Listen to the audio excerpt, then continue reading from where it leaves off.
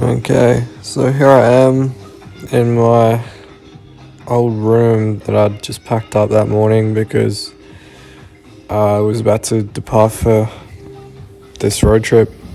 I was saying bye to this little bouncy boy that would rock up a few mornings every now and then, and yeah, it was time to head up to the Goldie. So this was my first time on a plane since getting back from being overseas in March 2020 when the pandemic kind of begun. So it felt pretty strange travelling again. And it's looking unlikely that I'll be getting overseas again this year, so I've just planned to do a fair bit next year and just explore Australia a bit while I can. So yeah, I arrived up on the Goldie and unfortunately the weather was absolutely shithouse. So, I had to find some activities to do indoors and end up going bowling, smoked Jake a couple of times.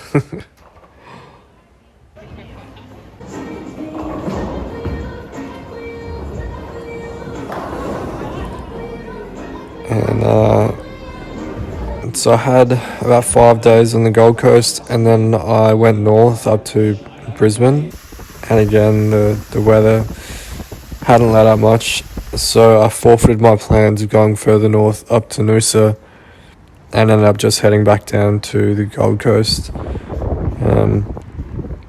So I made my way to Mount Tamborine because I had researched and found some really cool waterfalls up there.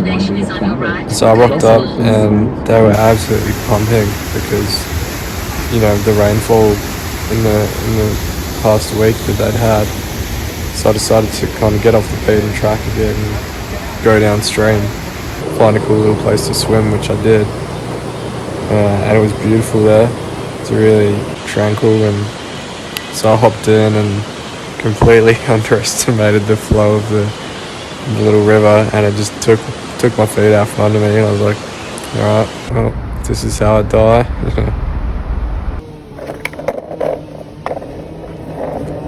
And this is Byron. It was really fun being on a skateboard again, just cruising around. I actually got quite a bit of use out of that. This is an engagement party on the Goldie for Jake and Liv, which was great fun. Managed to sneak a game of footy in Brisbane too, the Gabba.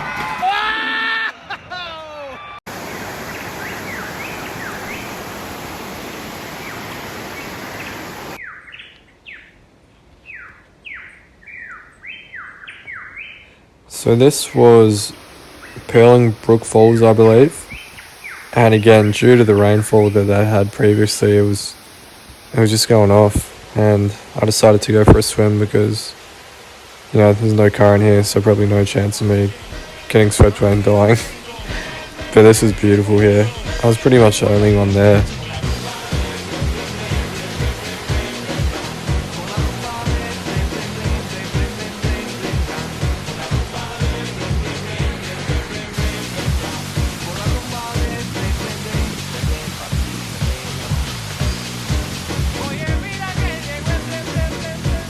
And then I kept going along and came across this other one. Maybe this is Brook Falls. I don't know. Anyway, it was awesome. It was really cool. Like, just the flow was so heavy. Looks like something straight out of Jurassic Park. And that was my last day on the Gold Coast. And from there I headed down to Sydney and came in over the Anzac Bridge. I thought I was gonna come in over the Sydney Harbour Bridge, but unfortunately didn't. So my first day I got on one of these water taxis, which are really cool. They just go all around the harbour and over to Manly and stuff. So I jumped on one of them, and I think it was only about $7. It's like you use a Metro card, it's topped up, and so I took that in from Rose Bay to Circular Quay, which is like a 5 or 10 minute walk to the Opera House, and got off and these guys were just banging out tunes.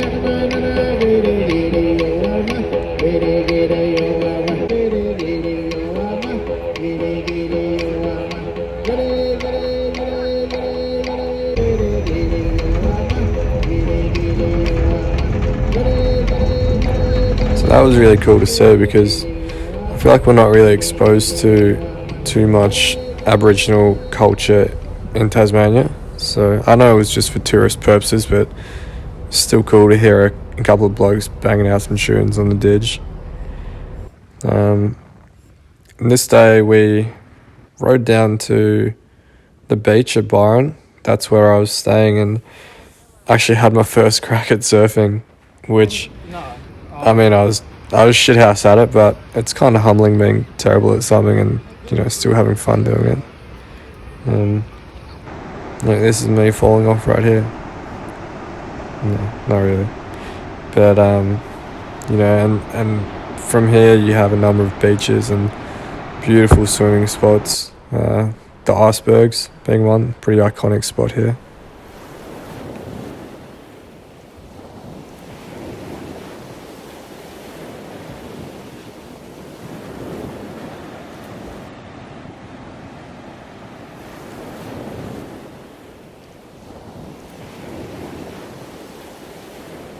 And so just to the other side of the icebergs is Bondi Beach, the famous Bondi Beach. I wanted to get on Bondi Rescue, but alas, not this time. It's probably about $1 billion worth of property right there. Not even exaggerating. But some beautiful coastal walks you can do along this headland, which I did, you know, a few times. Good to burn a few calories. Burn a few of the glasses of wine I had whilst babysitting little Otis. And there's Lee and Otis. It's good to catch up with them and the fam.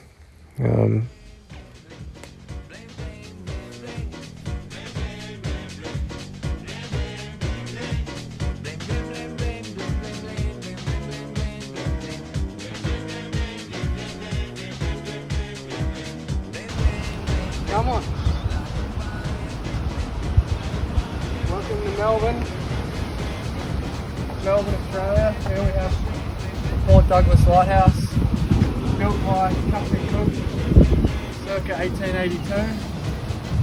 It's rumoured that the convicts built this to help facilitate the emus that were imported from Portugal, which is just crazy, isn't it? And then one day we rode to Manly, which was really cool. I almost got like a bit of a Goldie vibe to it, and it was great to see the bridge and Opera House from, you know, the back of a bike.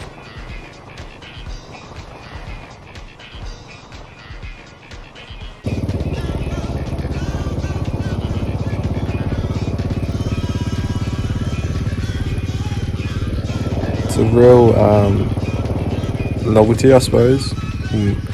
Kind of like travelling around in your own country and just being a tourist for once. It's cool. And so that concluded my time in Sydney, and I made my way down to Melbourne, but I stopped in Albury for a night. This is Sapper. It's really cool border collie.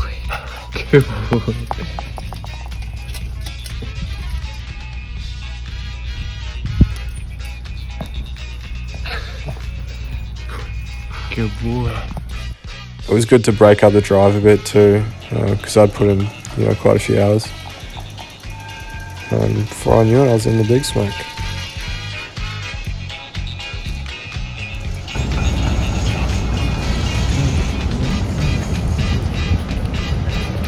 I must apologise, mate, but I had to put this in to showcase these Japanese pancakes. And if you're in Melbourne, I highly recommend scouting one out.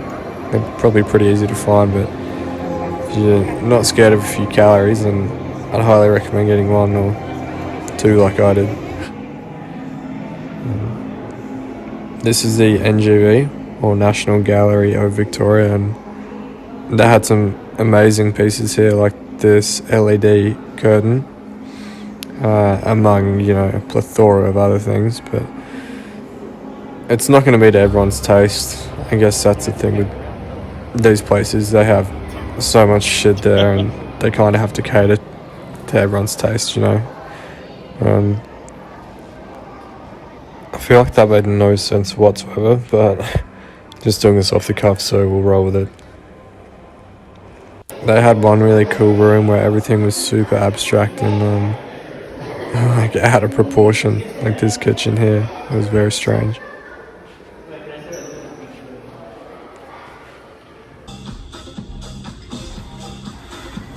And then the following day, this is my hotel room that I had for a couple of nights. So got up early and Stu and I got our shit together, packed some lunch, and headed down the Great Ocean Road.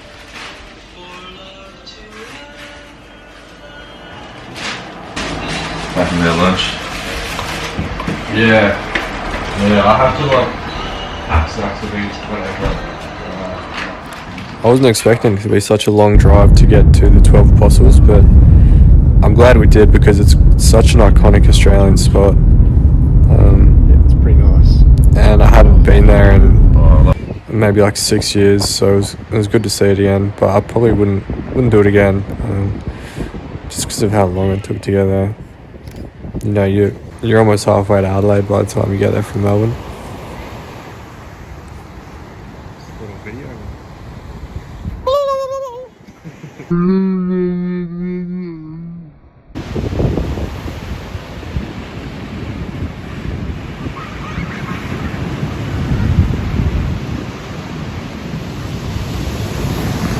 And then it was my last day in Melbourne and it was just shithouse weather, so I went to the museum and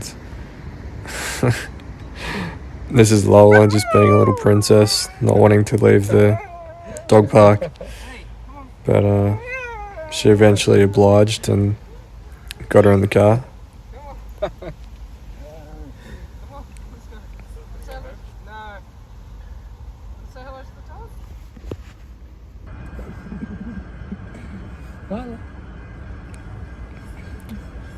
And before I knew it, it was time to get on the boat. Unfortunately, it was delayed by a couple of hours, so I only ended up departing Melbourne at about 11:30 p.m, which made for about a 9 a.m. arrival in Devonport. And it was a beautiful morning when I got there. Absolutely stunning. This little chick hating life.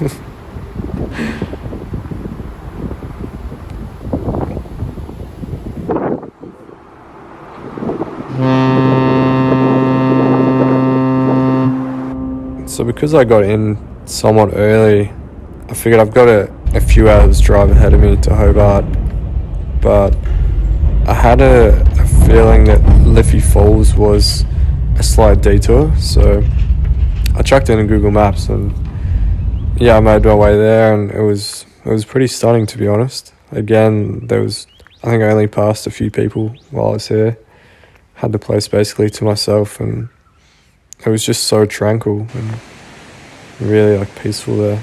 I wanted to go for a swim. Had my boardies in my bag, and as soon as I felt the water, I was just like, yeah, nah, not today. Also, I'm a huge bitch when it comes to getting into cold water.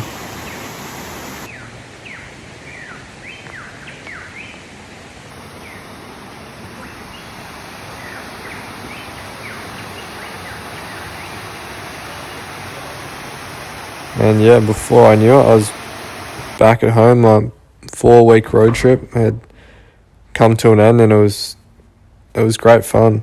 And this last part obviously wasn't part of the road trip. I thought I'd chuck it in anyway. It was Gordon Dam that I went to the day after I got home, and it's in the southwest of Tassie, and it was just stunning. It feels extremely remote, and it was very cold when I was there. It must have been pretty close to snowing, to be honest. Cold. Real cold. It's nice though. So that concludes my trip down the east coast of Australia. Half of it, at least. Saw some awesome places and caught up with a bunch of people that I hadn't seen in ages. I'm really hoping to explore a bit more of the outback next time. So I'll keep you posted there. You made it this far. Thanks. I only really made this for myself anyway, and I'm probably the only one watching it too. But yeah, I guess until next time, peace out. Catch you later. Adios. Au revoir. And keep on trucking.